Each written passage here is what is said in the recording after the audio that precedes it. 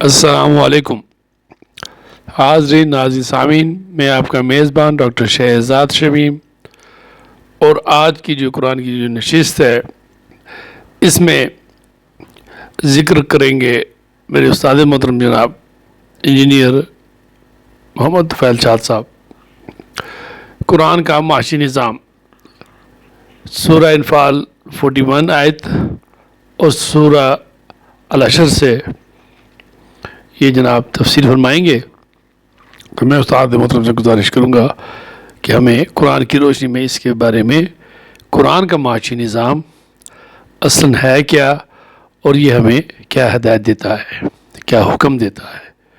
تو استاد محترم پلیز، السلام علیکم، گو ایٹ۔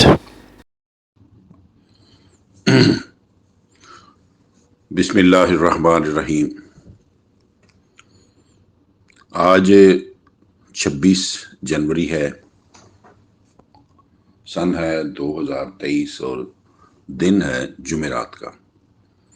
میں ہوں محمد طفیل شاد۔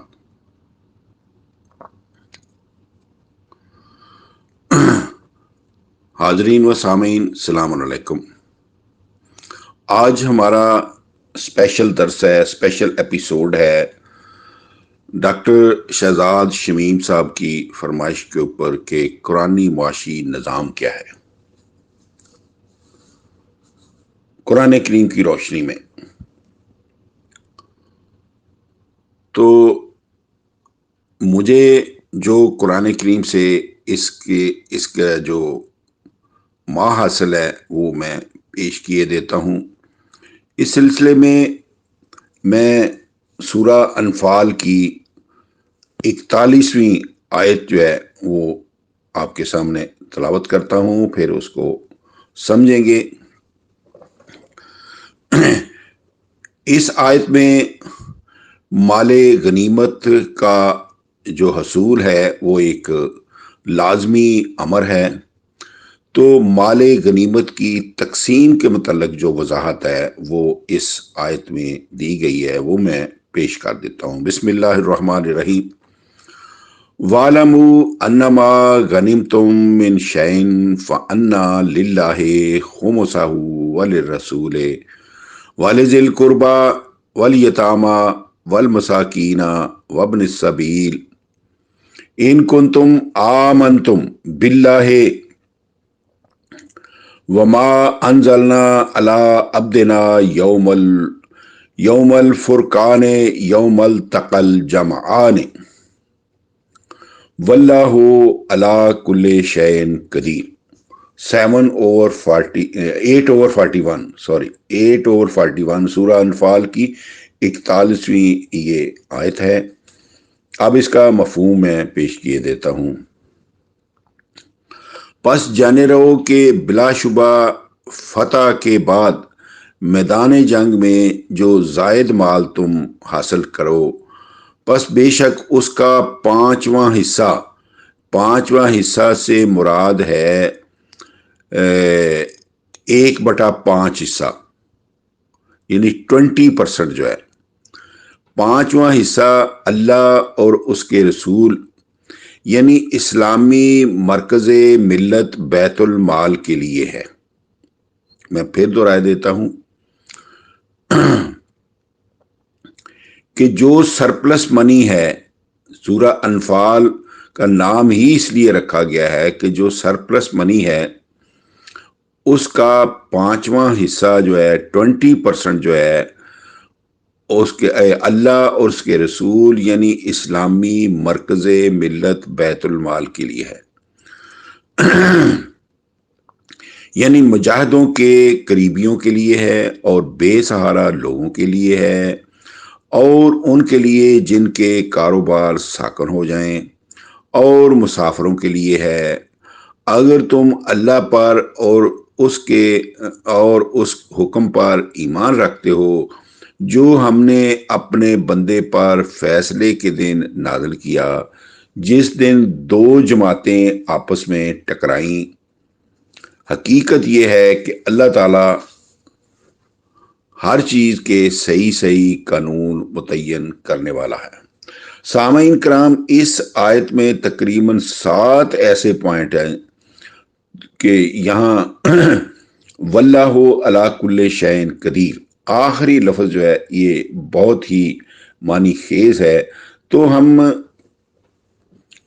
پہلا جو اس آیت میں ہے وہ مسئلہ خمس، یعنی 20% جو ہے حصہ جو ہے وہ اللہ تعالیٰ نے بتایا ہے کہ للہ خمسہ ولرسولہ، کہ الفاظ میں غنیمت کے مال میں سے 5واں حصہ اور رسول کے لیے، اللہ اور رسول کے لیے مختص کیا گیا ہے۔ تو قرآن کریم میں اللہ اور رسول کی درمیانی واو کا متعلق یہ عموماً بتایا گیا ہے کہ یہ واو جو ہے تفسیری ہے، مطوف علیہ مل کر اصطلاح بن گئی، جس سے مراد رسول کا قائم کردہ نظام ہے۔ یہاں حکم دیا گیا ہے کہ مال غنیمت کا 5واں حصہ یعنی 20% جو ہے اسلامی بیت المال کا حق نکال کر باقی 4/5 یعنی 80% جو ہے جنگ اور دفاعی ضرورتوں کے لیے محفوظ کر لیا جائے۔ واضح رہے سامعین کرام کہ اللہ اور رسول کے الفاظ کو قرآنی اصطلاح کے مقام سے ہٹا کر انہیں مطوف اور مطوف علیہ اور مطوف قرار دیا جائے تو پھر سوال پیدا ہوگا کہ اس 5ویں حصے میں اللہ کا حصہ کتنا ہوگا اور اس کے رسول کا حصہ کتنا ہوگا؟ پھر رسول کا حصہ جو دیا جائے گا رسول مقبول کو، اللہ کا حصہ کسے دیا جائے گا؟ پس اللہ اور رسول ایک ٹرم ہے، ایک اصطلاح ہے قرآنی، جو قرآن کریم میں اسلامی مرکز ملت کے لیے مستعمل ہے، استعمال کی گئی ہے۔ خمس کا مسئلہ اہل اسلام کے ایک گروہ کے ایک بنیادی مسئلہ ہے، اس کا ایک بنیادی مسئلہ ہے کہ مال غنیمت ہو یا کسی بھی طریقے سے اجتماعی یا انفرادی طور پر حاصل ہونے والا کوئی بھی مال ہو، اس میں ہر دور میں 5واں حصہ بنی فاطمہ کو قیامت تک دیا جانا قرآنی فریضہ ہے، جس کا انکار کفر اور ترک گناہ عظیم ہے۔ لیکن واضح رہے کہ للہ خمسہ ولرسول ولذی القربى والیتامى والمساکین وابن السبیل کے قرآنی الفاظ سے بنی فاطمہ کو دیا جانے والا خمس ہرگز ثابت نہیں ہوتا۔ عموماً اس آیت کے مرکب اضافی ذی القربہ کو مذکورہ نظریہ کے ثبوت کے لیے پیش کیا جاتا ہے، لیکن اول تو ذی القربہ سے جیسے کہ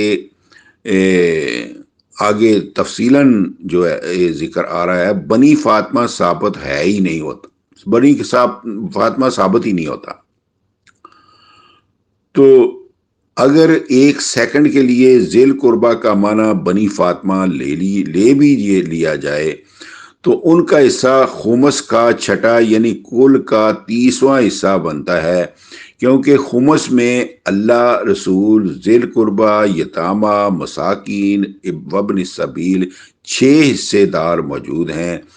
5 حصہ داروں کا حق مار کر چھٹے حصے دار کو دے دینا نہ قرآن دانی پر مبنی ہے، نہ عدل و انصاف کے تقاضے پورے کرتا ہے۔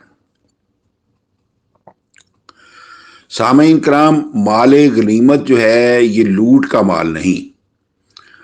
قرآنی تعلیم کے سوا مال غنیمت کو لوٹ کا مال قرار دیا جاتا ہے، اور میدان جنگ سے جو کچھ چیز کسی کے ہاتھ میں آ جائے وہ اس کا سمجھا جاتا ہے، لیکن پھر اس پر بھی صحیح عمل درآمد نہیں ہوتا۔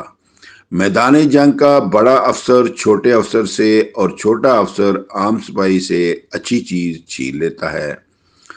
تو یہ آیت زیر بحث میں 5واں حصہ نکال کر باقی 4/5 یعنی 80% مال غنیمت جو میدان جنگ سے حاصل ہوتا ہے وہ جنگی یعنی دفاعی ضروریات کے لیے مختص کر دیا گیا ہے۔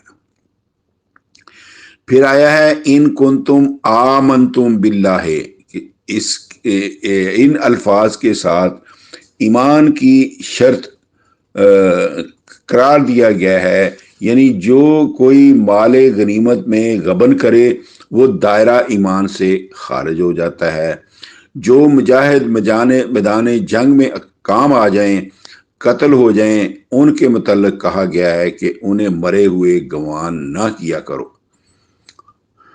3/169 3/169۔ جس طرح ان کی زندگی میں ان کے اہل عیال کو وظیفہ دیا جاتا تھا، اسی طرح انہیں اس وقت وظیفہ دیا جانا ضروری ہے جب تک کہ مقتول مجاہد کے پسماندگان بے کسی اور بے بسی کی حالت میں موجود ہوں۔ پھر ساتھ ہی تقاضائے انصاف یہ ہے کہ جو مجاہد زخمی ہو جائیں انہیں ان کا الگ وظیفہ دیا جائے، اور جن کے اعضاء، بازو، ٹانگ، آنکھ وغیرہ بیکار ہو گئے ہوں انہیں تا ہین حیات مخصوص وظیفہ یعنی پینشن دی جائے۔ مال غنیمت کے متعلق یہاں تک اس امر کی وضاحت کی گئی ہے کہ اس کا 5واں حصہ یعنی 20% جو ہے بیت المال کے لیے الگ کر کے باقی یعنی سارے مال کا 4/5 حصہ 80% حصہ جنگی یعنی دفاعی ضروریات کے لیے محفوظ رکھا جائے گا۔ مگر یہاں پہنچ کر یہ سوال پیدا ہوتا ہے، کیا مال غنیمت میں مجاہدوں کا کوئی حصہ نہیں ہے؟ مگر ضرورت کے مطابق اللہ کا رسول اپنی ثوابدید کے مطابق ضرورت مند مجاہدوں کو جو کچھ دے اس سے زیادہ کی طلب منع ہے۔ اللہ تعالیٰ نے سورہ الحشر 59/7 میں فرمایا ہے، وَمَا أَتَاكُمُ الرَّسُولُ فَخُذُوهُ وَمَا نَهَاكُمْ عَنْهُ فَانْتَهُوا۔ اللہ کا رسول تمہیں جو کچھ دے وہ لے لو، اور جس سے منع کرے اس سے منع ہو جاؤ۔ جنگی اور دفاعی ضروریات کا دائرہ کتنا وسیع ہے اس پر مشاہدات گواہ ہیں کہ 18 برس کا جمع کیا ہوا اسلحہ 18 دنوں میں ختم ہو جاتا ہے۔ پھر فوج کو ہر آن جدید سے جدید اسلحہ کے ساتھ مسلح کرنا ضروری ہے۔ پھر مزید فوج بھرتی کرنی ہوتی ہے، اور قرآنی ربوبیت کے مطابق فوجیوں کے اہل و عیال کو ضروریات زندگی مہیا کرنا بھی ضروری ہوتا ہے۔ اس لیے غنیمت کا وہ 4/5 حصہ یعنی 80% جو جنگی ضروریات کے لیے ہے، اس میں سے فوجیوں پر حسب ضروریات خرچ کیا جا سکتا ہے، لیکن غنیمت کو لوٹ کا مال قرار دینا کہ جو کچھ کسی کے ہاتھ آ گیا وہ اس کا ہو گیا، یہ بالکل خلاف قرآن ہے، کیونکہ قرآن کریم ہر مقام کا نظم و ضبط وہ دیتا ہے، لوٹ کسوٹ کا کہیں حکم نہیں دیتا۔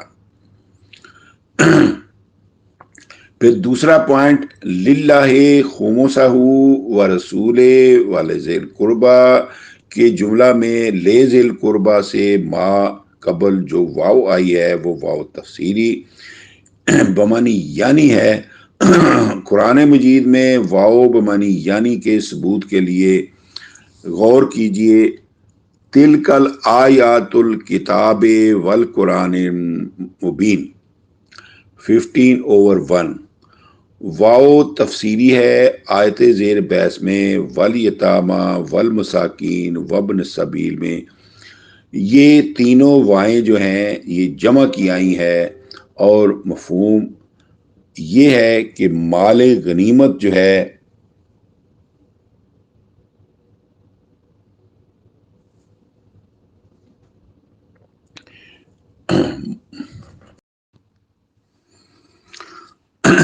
ذی القربہ سے روایتی تفسیر میں مراد لیا گیا ہے کہ نبی اکرم کے قریبی صرف بنی فاطمہ، حالانکہ تاریخ کے مطابق ابو لہب وغیرہ کافر بھی رسول کے قریبی تھے، اور ذیل قربہ سے مومن قریبی مراد لیے جائیں گے تو حضرت عباس اور ان کی اولاد بھی رسول کے قریبی تھی۔ پھر قرآنی شہادت جو ہے 33/59 کے مطابق رسول کی کم از کم 3 بیٹیاں تھیں۔ اس طرح وہ تینوں ان کی اولاد سب رسول کے قریبی ساتھی تھے، اس لیے صرف حضرت فاطمہ اور آپ کی اولاد کو رسول کے قریبی قرار دینا کسی بھی صورت میں صحیح نہیں ہو سکتا۔ اب آئیے ذیل قربہ کی طرف، یعنی جس کا معنی ہے قرابت والے۔ کس کی قرابت والے؟ اس سوال کے جواب کے لیے سامعین کرام غور فرمائیں کہ یہاں تک مسلسل سورہ انفال کی 41 آیتوں میں جنگ جہاد کا ذکر جاری ہے، حتیٰ کہ سورہ انفال زیر نظر یسألونک عن الانفال 8/1 میں انفال بمعنی مال غنیمت، نفل کا مطلب ہوتا ہے سرپلس، مال غنیمت سرپلس منی کے ذکر سے شروع ہوئی ہے۔ نیز جنگی کامیابی مجاہدوں سپاہیوں ہی کی ہمت مردانہ کی مرہون منت ہے۔ کیوں؟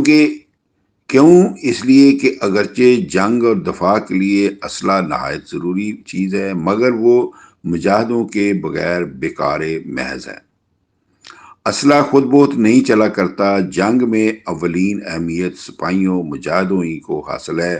اس لیے ظاہر ہے کہ ذیل قربہ سے جانثار مجاہدوں کے قرابت والے مراد ہیں، یعنی جن خاندانوں کے جوان اور کمانے والے افراد جنگ میں داد شجاعت دے رہے ہوں، ان کے قرابت داروں اہل خانہ کی ضروریات زندگی میں جہاں کمی واقع ہو جائے، خمس کے فنڈ سے اس کمی کو پورا کیا جاتا رہے گا، تاکہ مجاہدوں کے اذہان خانگی افکار سے ماضی، حال اور مستقبل تینوں زمانوں میں مطمئن رہے۔ اب آتا ہے والیتامہ۔ اس سے آگے ترتیب الفاظ کے مطابق خمس کے مال میں یتامہ کا حصہ ہے۔ یتم ایک معنی ہے بے ٹھکانہ ہو جانا۔ علم یجد کا یتیمن فآویٰ 93/6۔ اس کا مطلب ہے کیا ہرگز ہم نے آپ کو یتیم نہیں پایا پھر آپ کی مدد کی۔ اس سے ثابت ہے یعنی جن لوگوں کے مکان گھر ٹھکانے جنگ کی زد میں آ جائیں اور وہ بے ٹھکانہ ہو جائیں، خمس کے مال سے انہیں ٹھکانہ بنا کر دیا جائے گا۔ اب آتا ہے المساکین۔ اس کے بعد ارشاد باری کے مطابق خمس میں سے مساکین کا حصہ ہے، یعنی ان لوگوں کا کہ جنگی حالات کی زد میں آ کر جن کے چلتے کاروبار ساکن ہو گئے ہوں، رک گئے ہوں، ان کے رکے ہوئے کاروبار کو خمس کے مال کے ساتھ متحرک کیا جائے گا۔ پھر آتا ہے وابن السبیل، اور اس کے بعد خمس کے مال میں ابن السبیل مسافروں کا حصہ ہے، جو لوگ جنگ کے خاتمہ پر مسافر کی حیثیت سے اسلامی معاشرہ میں داخل ہوں۔ نیز ہر قسم کے حقدار مسافر ان لوگوں کی ضروریات بھی خمس کے مال سے پوری کی جائیں گی۔ بالفاظ دیگر خمس مال غنیمت کا وہ حصہ ہے جو بیت المال کی مذکورہ بالا مدوں میں جمع ہوگا، پھر حسب ضرورت ان مدوں پر خرچ ہوتا رہے گا۔